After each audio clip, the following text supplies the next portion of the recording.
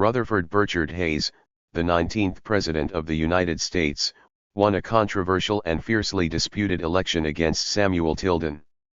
He withdrew troops from the Reconstruction states in order to restore local control and goodwill, a decision that many perceived as a betrayal of African Americans in the South. He served a single term, as he had promised in his inaugural address. Rutherford Birchard Hayes was born in Delaware, Ohio, on October 4, 1822, to Sophia Birchard Hayes, 1792–1866. His father, Rutherford Hayes Jr. 1787–1822, was a farmer who died shortly before his son's birth. The young Hayes, known as Rud, and his sister Fanny, 1820–56, were raised in Lower Sandusky, later called Fremont, Ohio, by their mother and their uncle Sardis Birchard, 1801–74, a successful businessman. Did you know? In 1879, President Rutherford Hayes signed the act to relieve certain legal disabilities of women, which cleared the way for female attorneys to argue cases in any U.S. federal court. In 1880, Belva Lockwood, 1830–1917, became the first female lawyer to argue a case before the U.S. Supreme Court. Hayes was educated at schools in Delaware and Norwalk, Ohio, and Middletown, Connecticut. In 1842, he graduated at the top of his class from Kenyon College in Gambier, Ohio. 3 years later, in 1845, he earned a law degree from Harvard University. Upon his graduation from Harvard, Hayes was admitted to the Ohio bar and began practicing law in Lower Sandusky. Hearing that there were greater opportunities in Cincinnati, Hayes moved there in 1849 and eventually developed a successful law practice. An opponent of slavery, he also became active in the newly formed Republican Party, which was organized in the 1850s to oppose the expansion of slavery to U.S. territories. In 1852, Hayes married Lucy Ware Webb, 1831–1889, a graduate of Cincinnati's Wesleyan Women's College. She would be the first presidential wife to graduate from college. The couple went on to have 8 children, 5 of whom survived to adulthood. In 1858, the Cincinnati City Council appointed the up-and-coming Rutherford Hayes to fill the position of city solicitor. The following year, he was re-elected to the post, which helped boost his public profile across Ohio. Shortly after the outbreak of the American Civil War in 1861, Hayes signed up to fight for the Union. He became a major in the 23rd Ohio Regiment and was seriously wounded during the Battle of South Mountain in Maryland. By the end of the war, Hayes had been promoted to the rank of brevet major general. In 1864, when Hayes was still on the battlefield defending the North, the Republican Party in Cincinnati nominated him for Congress. He accepted the nomination but refused to campaign. In a letter to his friend Ohio Secretary of State William Henry Smith, 1833–96, Hayes explained, "An officer fit for duty who at this crisis would abandon his post to elect Ionia for a seat in Congress ought to be scalped." Hayes left the army after the war ended in 1865, and in December of that year, having won the election, took his seat in the U.S. House of Representatives. Hayes was re-elected to his congressional seat in 1866 but resigned in 1867 to run for governor of Ohio. He won the race and was re-elected in 1869. At the conclusion of his second term as governor in 1872, he wanted to retire from politics altogether, but the Ohio Republican Party had other plans. The party nominated Hayes to run for Congress in 1872, a race he lost. At that point, Hayes and his growing family moved from Cincinnati back to Fremont, where he had begun his law career. Hayes practiced law for 3 years before again receiving his party's nomination for governor. Hayes was elected governor for the third time in 1875 on a platform focused on the procurement of voting rights for blacks and on economic plans calling for a strong gold-backed currency. At the Republican National Nominating Convention in 1876, the party was split between one faction who supported a third term for President Ulysses S. Grant, 1822–85, and another faction who supported the nomination of Speaker of the House James G. Blaine, 1830–93, of Maine. As a compromise candidate, Hayes earned the party's nomination on the 7th ballot. His reputation for being honest, loyal, and inclusive offered a departure from the charges of impropriety in Grant's administration.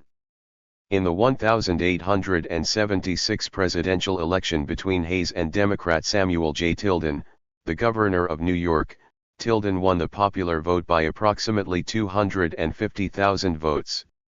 However, the Democratic and the Republican parties in Florida, Louisiana, and South Carolina each sent their own conflicting ballot results to Washington. Because there were two sets of results from each state with each party's tally declaring its own candidate to be the victor, Congress appointed a 15-member commission to determine the winner of each state's electoral votes. Disputed returns and secret backroom negotiations put Republican Rutherford B. Hayes in the White House and Democrats back in control of the South.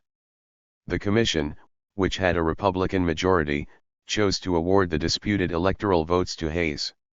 Southern Democrats agreed to back the decision if the Republicans would recall the federal troops that were supporting Reconstruction. At the urging of the Southern Democrats, the Republicans also agreed to appoint at least one Southerner to Hayes' cabinet. When the commission voted to award all the contested electoral votes to Hayes, he tallied 185 electoral votes to Tilden's 184. Hayes was declared the winner on March 2, 1877. He took the presidential oath of office in a private ceremony at the White House the next day. A public inauguration followed on March 5. Northern Democrats who were unhappy with the outcome declared that Hayes had stolen the election. As president, Hayes ended Reconstruction within his first year in office by withdrawing federal troops from states still under occupation. He made federal dollars available for infrastructure improvements in the South and appointed Southerners to influential, high-level government posts. While these actions satisfied Southern Democrats, they also antagonized some members of Hayes' own party. The Republicans who had opposed Hayes' candidacy at the party convention were even more frustrated by the president's plans for civil service reform, which focused on ending patronage in favor of appointing civil servants based on merit. Hayes wrangled with U.S. Senator Roscoe Conkling, 1829–88, of New York, who contested Hayes' call for the resignation of two top bureaucrats in the New York Customhouse, including the future 21st U.S. President, Chester Arthur, 1829–86, who was then collector of the Port of New York. Hayes called for Arthur's resignation in a symbolic attempt to undo Conkling's political patronage. In addition to party politics, Hayes experienced policy difficulties that arose outside Washington. Because of the economic downturn following the Civil War, Western and Southern states sought to strengthen the dollar. They wanted to do this through the Bland-Allison Act, 1878, sponsored by Representative Richard P. Bland, 1835–99, of Missouri and Representative William B. Allison, 1829–1908, of Iowa. The act allowed the federal government to resume minting silver coins, which had been halted 5 years earlier. With inflation a primary concern, Hayes and others who supported a gold standard for the nation's currency stood against the measure. However, Bland-Allison passed over Hayes' veto. Hayes declined to run for the presidency a second time and retired from politics after his term in the Oval Office ended in 1881. He was succeeded by James Garfield, 1831–1881, who was assassinated just 6 months into his term. After leaving the White House, Hayes and his wife Lucy returned to their estate, Spiegel Grove, in Fremont, Ohio, and the former president devoted himself to educational issues and prison reform, among other humanitarian causes. In addition to serving as a trustee of 3 universities, Ohio Wesleyan, Western Reserve, and Ohio State, Hayes also became the first president of the board of the John F. Slater Education Fund for Freedmen in 1882. The Slater Fund was a $1 million endowment to provide Christian education for Southern blacks. Among the fund's notable recipients was the sociologist and civil rights activist W.E.B. Du Bois, 1868 to 1963. In 1883, Hayes became the first president of the newly reorganized National Prison Reform Association. For nearly 10 years, he traveled around the country speaking on policy reform topics. In January 1893, while on business in Cleveland, Hayes fell ill. The ex-president sent for his son Webb C. Hayes, 1856 to 1934, to escort him back home to Fremont, where he died of heart failure at age 70 on January 17, 3.5 years after the death of his wife. After Hayes' death, Webb established a presidential library in his father's name at Spiegel Grove, setting the precedent for the construction and dedication of post-term presidential libraries. As the 19th President of the United States, 1877 to 1881, Rutherford B. Hayes oversaw the end of Reconstruction, began the efforts that led to civil service reform, and attempted to reconcile the divisions left over from the Civil War. Beneficiary of the most fiercely disputed election in American history, Rutherford B. Hayes brought to the executive mansion dignity, honesty, and moderate reform. To the delight of the Woman's Christian Temperance Union, Lucy Webb Hayes carried out her husband's orders to banish wines and liquors from the White House. Born in Ohio in 1822, Hayes was educated at Kenyon College and Harvard Law School. After 5 years of law practice in Lower Sandusky, he moved to Cincinnati, where he flourished as a young Whig lawyer. He fought in the Civil War, was wounded in action, and rose to the rank of brevet major general. While he was still in the Army, Cincinnati Republicans ran him for the House of Representatives. He accepted the nomination, but would not campaign, explaining, "An officer fit for duty who at this crisis would abandon his post to electione ought to be scalped." Elected by a heavy majority, Hayes entered Congress in December 1865, troubled by the rebel influences ruling the White House. Between 1867 and 1876 he served 3 terms as governor of Ohio. Safe liberalism, party loyalty, and a good war record made Hayes an acceptable Republican candidate in 1876. He opposed Governor Samuel J. Tilden of New York. Although a galaxy of famous Republican speakers, and even Mark Twain, stumped for Hayes, he expected the Democrats to win. When the first return seemed to confirm this, Hayes went to bed, believing he had lost. But in New York, Republican National Chairman Zachariah Chandler, aware of a loophole, wired leaders to stand firm. Hayes has 185 votes and is elected. The popular vote apparently was 4,300,000 for Tilden to 4,036,000 for Hayes. Hayes's election depended upon contested electoral votes in Louisiana, South Carolina, and Florida. If all the disputed electoral votes went to Hayes, he would win. A single one would elect Tilden. Months of uncertainty followed. In January 1877 Congress established an electoral commission to decide the dispute. The commission, made up of 8 Republicans and 7 Democrats, determined all the contests in favor of Hayes by 8 to 7. The final electoral vote, 185 to 184.